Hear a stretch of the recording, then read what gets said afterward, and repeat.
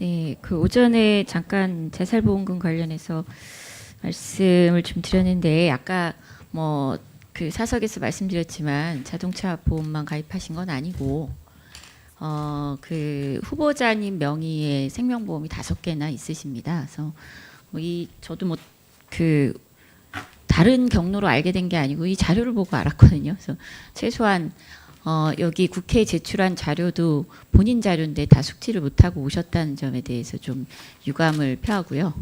그리고 어쨌든 그 연장해서 말씀드리면은 아까 말씀드린 취지는 그겁니다. 그 소수자에 대해서 조금 더 따뜻한 법 감정을 갖고 업무를 수행하고 싶으시다는 그 바람과 실제로 후보자님이 지금까지 업무를 수행해 오셨던 몇 가지 사례들에서는 좀 마음과 실제 내용은 좀 결과는 불일치한 면이 있다라는 점을 지적을 해드리고 싶습니다. 이 판결문에서 쓰신 내용을 이렇게 쭉 읽어보면은요. 아까 또 이렇게 내용 파악도 잘 못하시고 계신 것 같아서 아무리 조금 시간이 지났다곤 하나 이게 굉장히 이슈가 많이 됐던 그 문제 지적이 많이 됐던 사안인데 그럼에도 불구하고 이렇게 당사자가 판결을 했던 당사자가 내용을 잘못 이해하고 계신 걸로 봐서는 이런 의심까지 드는 겁니다. 혹시 보험사인 원고가 요청한 내용을 그 아주 깊은 고민 없이 판결문에 그대로 반영한 것은 아닌가 이런 생각이 좀 들고요. 그래서 실제로 헌법재판관이 되셔서까지도 사회적 약자를 대변하기 위해서 사회적 약자와 더 많은 고민과 그리고 소통 그리고 그들의 고통에 대한 이해를 하려고 하는 그 소수자 감수성에 대해서 조금 더 성찰이 필요한 대목이 아닌가 이런 생각이 좀 들었고요.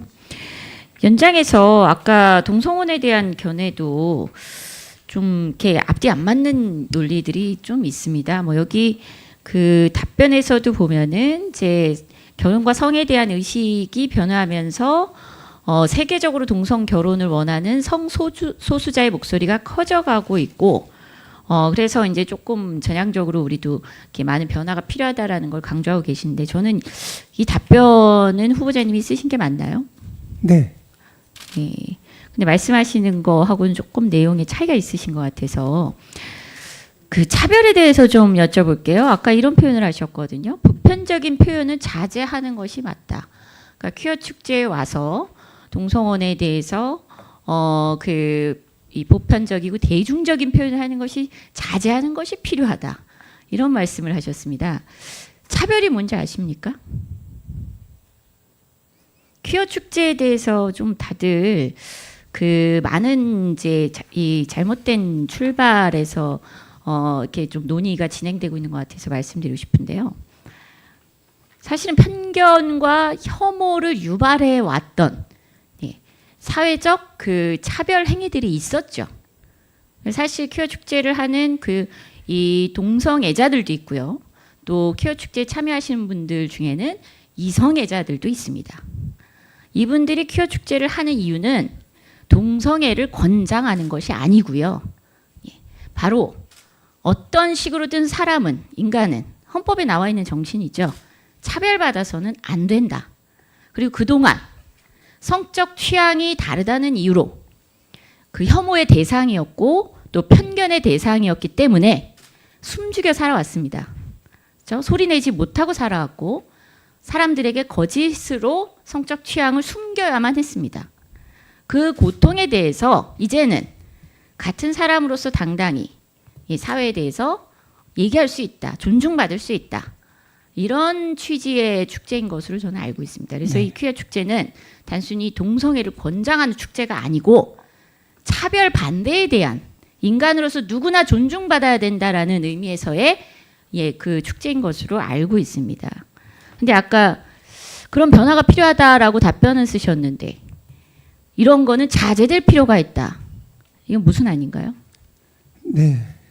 그 성소수자들이 받는 고통에 대해서 충분히 주장을 하고 우리 사회가 그런 부분을 경청하면서 수용할 수 있는 부분이 어떤가 함께 고민하자는 걸 이해가 됩니다. 저도 충분히 말씀하신 거 공감하고 그런데 그렇게 너무 지나치게 광범위하게 막 강하게 주장함으로써 또 다른 사회 혼란 분위기가 생기고 법적 또 위반 여부가 막 논쟁이 된다면 그런 점에서는 조금 바람직하지 못한 점이 있을 수 있지 않는가. 축제가 강하게 뭘 주장했다는 거죠? 그러니까 차별받으면 안 된다는 주장이 약하면 되고 강하면 안 되나요?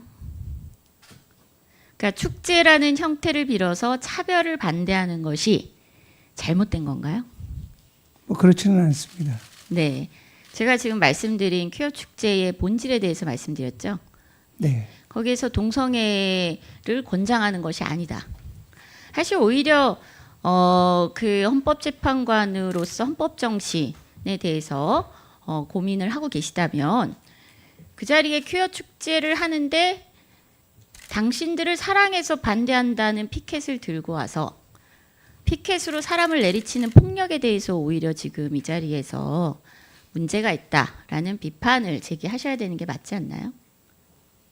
그렇지 않습니까? 사랑하는데 반대하는데 사랑해서 반대해서 폭력을 행사한다. 이게 우리 사회가 말하는 그 인간의 보편적인 권리 그리고 차별받지 않을 권리 이런 것을 위한 행위라고 정당화되기는 어렵겠죠? 네. 네. 그럴 것 같습니다. 좀 그 더 성찰이 필요하신 게 아닌가 싶습니다. 말씀하시는 것과 구체적인 사안으로 들어갔을 때는 굉장히 충돌되고 모순된 그 입장이 보이시거든요. 그리고 하나만 더 좀 그 지적을 드리면 여기에 성범죄 사건과 관련해서도 굉장히 진보적인 입장에 대해서 쓰셨어요. 네, 그래서 오히려 경우에 따라서는 1심형보다 상향하는 형을 선고한 경우도 많이 있었다. 어떤 경우가 있었을까요? 그 술 취한 여성을 어디 나이트클럽에서 놀고 나오는 술 취한 여성을 오토바이로 쭉 추적해서 여관에 들어가서 성폭행을 한 사범이 있었는데 1심에서 징역 3년을 받아온 것으로 기억합니다. 그런데 당심에서 반성도 아니하고 서로 여성과 합의해서 성관계를 하였다라는 주장을 해서 나이 차이도 많이 나고 처음 만나는 사이인데 그걸 가능하냐라고 법정 심리를 진행했는데 끝끝내 반대하고 그래서 부정하고 그래서 징역을 더 상향해서 형을 올린 경우가 있었고요. 그러한 또 뭐 그러면 이거는 좀 어떤가요? 이게 언제였는지 모르겠는데요. 회식 뒤에 여성 직장 동료를 그 성폭행하고 동영상까지 촬영한 혐의. 그래서 1심에서 실형을 선고받았는데 2심에서 집행유예로 풀려났어요. 그때 이 2심에 판사님이셨던 것 같은데. 네, 그렇습니다. 그리고 또 하나가 더 있는 것 같아요.